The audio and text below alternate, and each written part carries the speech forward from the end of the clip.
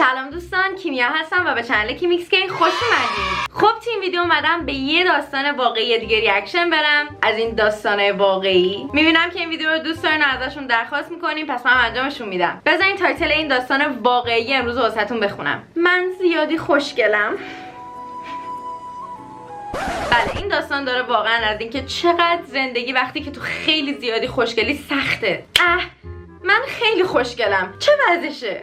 نمیدونم داستان از چه قراره، ولی خیلی دوست دارم که سریعتر شروع کنم. فقط قبل اینکه شروع کنیم یادتونه اگه از این ویدیو خوشتون اومد حتما لایک کنید و کانالمو سابسکرایب کنید و اگه این ویدیو رو دوست داشتید با دوستاتون شیر کنید. علاوه اگر دوست داشتید میتونید من تو اینستاگرام فالو کنید که آیدی رو اینجا میذارم و لینک مستقیما تو دسکریپشن. و اینکه اگر دوست داشتید با هم حرف بزنیم یا یه گیمی پلی بدیم میتونید توی سرور دیسکوردم داشتین که لینک اونم داخل دسکریپشن میذارم. خب دیگه بریم سراغ ویدیو و ببینیم که چرا زیادی خوشگل بودن، زیادی جذاب بودن، زیادی دلبر بودن سخته.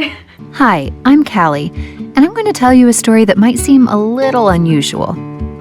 I'm really pretty. Like, beautiful. فکر کنید اولین چیزی که میخوان راجع به خودتون به کسی بگین اینه که سلام، من کیمیا و من خیلی جذابم. حرف من نیست، یعنی میگم فکر کنید خودتون رو اینجوری معرفی کنید. میدونین سلام، من فلانیم و من خیلی خوشگلم. I know that might sound like bragging, and to be honest, it feels like bragging because I don't always feel beautiful. But enough people have told me I am that I've come to believe that is how most people perceive me. Nice. خوبه که. The attention I got from my appearance started when I was a baby. People would tell my mom, "Oh, you have such a beautiful baby. You should enter her in contests." No. Pretty normal, right? این کانتست ها میتونن خیلی واسه روحیه یه آدم بد باشن. اتفاقا شو تلویزیونی ازشون هست که نشون میده رفتار یه بچه چقدر بد میشه بعد از این کانتست ها. هر چقدر هم بچه خوشگلی باشه بعد بچگی کنه نباید بره اونجا. Stay away. A modeling agent approached my mom in a restaurant when I was 3 to see if she could sign me. My mom said no. 3 was too young, she thought. But the attention didn't stop as I grew older. And eventually, my mom was asking me if I would consider a career in modeling or acting. By that time, I was starting to feel really self-conscious. People commented on my looks so much. I hadn't even hit puberty yet, and I was already getting catcalled on the street. یکس، این حس خوبی نیست. این حس خوبی نیست که هنوز حتی حس نکنین که فرق دست چپ و راست رو میفهمین ولی آدما بخوام بهتون تیکه بندازن. I loved math and science, but nobody seemed to care that I was good at those things. Most adults I interacted with commented on how I'd be beating the boys away with sticks soon, or how I'd have no trouble finding a husband.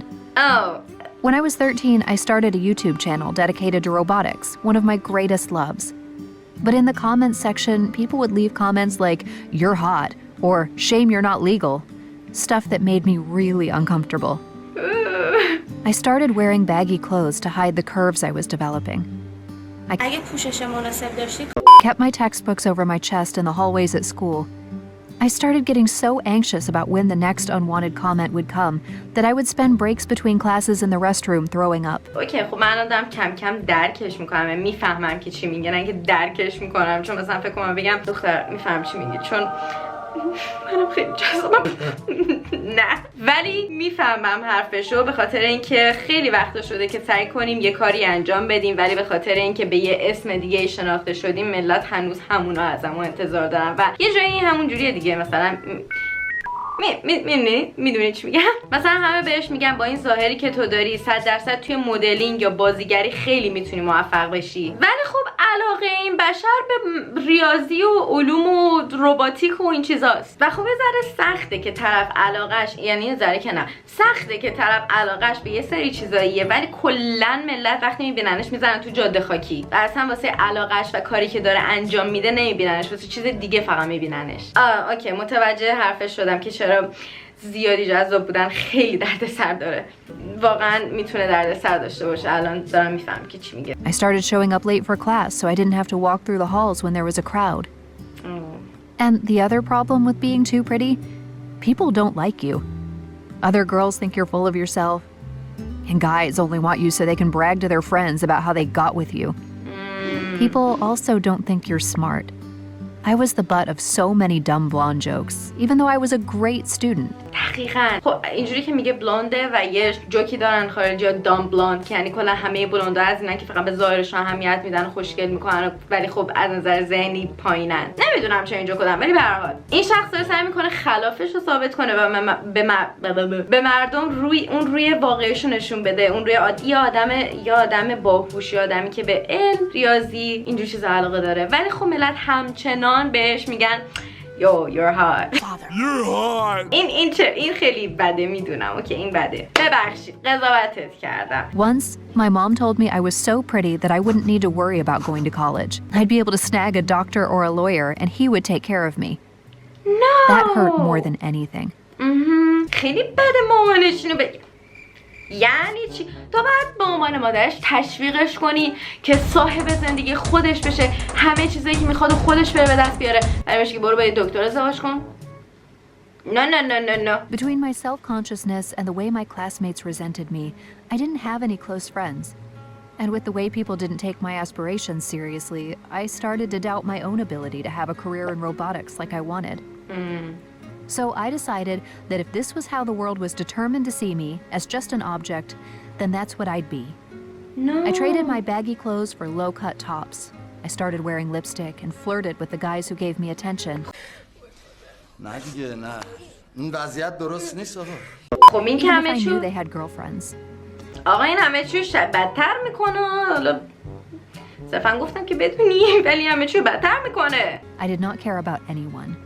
I'd gossip about the other girls who I knew had been gossiping about me for years.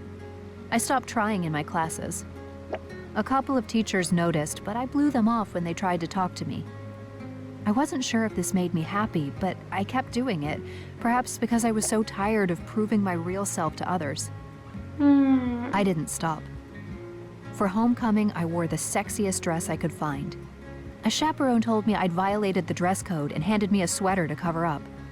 Everyone looked at me and I could tell they were shocked, perhaps for two main reasons. One, this doesn't look like me because that's not my style. And second, well, because I looked very attractive.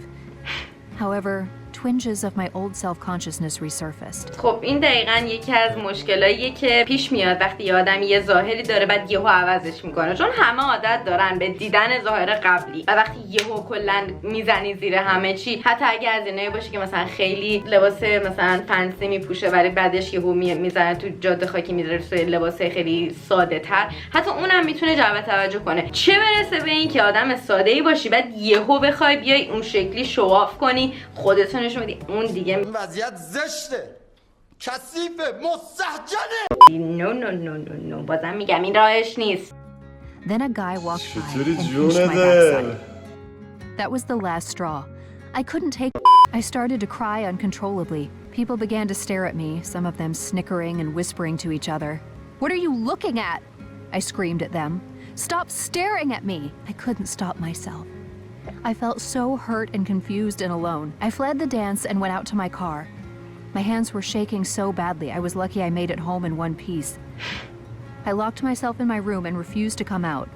It's not like I could ever go back to school after the scene I'd made. On Monday, I had to go to school as my dad requested. I was so nervous, I threw up before school.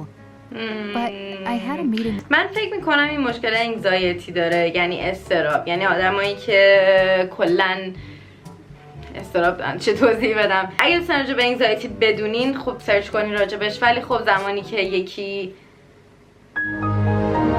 هر موقعیتی میتونه به راحتی تحریکش کنه که استرس خیلی شدیدی بگیره به حدی که مثلا بلرزه، کف دستش نرخ کنه، بالا بیاره، اینجور چیزا، این مشکل انگزایتیه که اگر حس میکنین ممکنه داشته باشین بهتره که با دکتر صحبت کنید و اگر لازم دارین داروی مورد نیاز رو مصرف کنین، چون بعضی وقتا میتونه خطرناک باشه. زمانی که آدم یهویی زیاد استراب بگیره میتونه یه سری کار احمقانه بکنه یا کلا از حال بره یا اتفاقای بعد میتونه بیفته. در کل فقط گفتم که بدونین ایشون زیادی حساس نیست، چون بعضی اینجوریان که طرف خیلی سوسوله ولی خب نه، طرف مشکل یه اسمم داره، یه مشکله آقا، یه مشکل بعد باش برخورد درمانی بشه به اسم انگزایتی که بعضیا دارن و متاسفانه خب سخته، میتونن ولی درمانش کنن. نکنه فقط یه چیزی بود که خواستم گفته باشم که بدونین. But I had a meeting with the counselor, who was really nice. I told her I knew how ridiculous and arrogant it sounded to claim I was too pretty, but she said it wasn't ridiculous at all. She said together we could work on... خود ایشون حداقل نظر انیمیشنی خیلی جذابه. خیلی خوشگلم. جذاب‌تر از اونه، یکم شبیه انیمیشنش که شبیه قورباغه است. نمیدونم، فقط منم که این فکر رو میکنم. اون یکی انیمیشنش، حداقل انیمیشنش خیلی خوشگل‌تره. کلا فکر کنم شهر آدمای جذابه. فقط اینه که از جذابیتش میناله. I don't know. 1 2 2 plus 2 4 plus 4 8 plus 8. I don't know. You don't know? I don't know. You don't know? And for me to get back on track with my schoolwork. Nice. But it might be a long process. Things are slowly getting better. I have learned how to manage my anxiety and how to... دیدین آقا من چیکار دارم میکنم با یوتیوب؟ برم روانشناسی. آقا من روانشناسم. من قبل اینکه خودش بگه انگزایتی داره فهمیدم انگزایتی داره. نه کار سخت، کار شاخی نکردم، قشنگ معلوم بود انگزایتی داره، ولی خب به هر حال دوست دارم که به خودم احساس اعتماد به نفس بدم. Respond to comments that make me uncomfortable. I even joined science club at school, and I'm finding some friends there. Nice. I've got a long way to go before I figure out how to be happy with myself. But things are looking up. Nice. این میتونه داستان واقعی باشه. کسایی هستن که واقعا این مشکلات رو دارن و امیدوارم بتونن حلش کنن و برای اینکه تونست تحت کنترل بگیره انگزایتیشو و کلا شرایط رو به بهبودی بده خیلی خوشحالم. ولی خب این ویدیو دیگه تمومه. خیلی ممنونم که این ویدیو رو تماشا کردید. اگه از این ویدیو خوشتون اومد یادتون نره که لایک کنید و یادتون نره که کانالمو سابسکرایب کنید و اگه این ویدیو رو دوست داشتید با دوستاتون شیر کنید. نظرتون راجع به این ویدیو چیه؟ آیا به نظرتون زیادی جذاب بودن مشکله یا زیادی جذاب نبودن مشکله؟ کلا تجربه شخصیتون رو بهم بگین و امیدوارم شب و روز خیلی خوبی داشته باشین و تا ویدیو بعدی خدافظ.